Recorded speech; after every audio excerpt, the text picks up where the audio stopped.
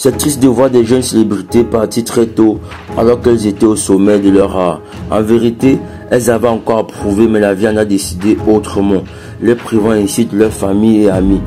Nous vous faisons dans cette vidéo le top 5 des jeunes célébrités camerounaises parties très tôt. Avant de commencer, rassurez-vous que vous êtes abonné à notre chaîne YouTube, à notre page Facebook.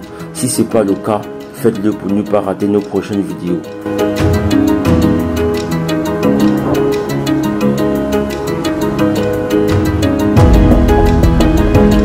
En numéro 1, nous avons Nadia Fouman. Le mannequin et top modèle camerounais Nadia Fouman est décédée le mercredi 10 octobre 2018 des suites d'une courte maladie.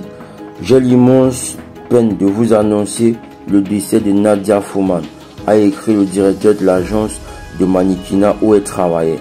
Nadia Fouman était mannequin, top modèle et surtout une passionnée de la mode. Brian Numbisi.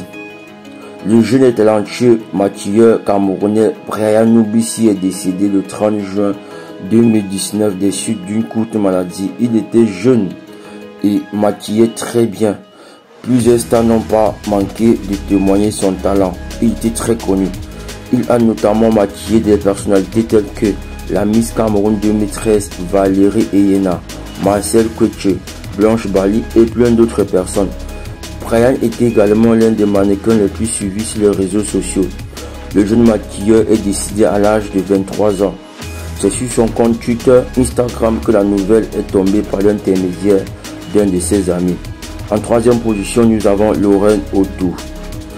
La jeune actrice comédienne Lorraine Autou est décédée le 16 mars 2017 à l'hôpital central de Yaoundé des suites d'une courte maladie. En quatrième position, nous avons Béatrice Ngor-Wedjen. La jeune actrice comédienne Béatrice Ngor est décédée en février 2015 lors d'un accident de voiture à seulement 23 ans. Elle faisait partie du collectif de production audiovisuelle appelé Business Comedy Club, rattaché au Business Production, dont d'autres membres ont perdu la vie lors de ce même accident.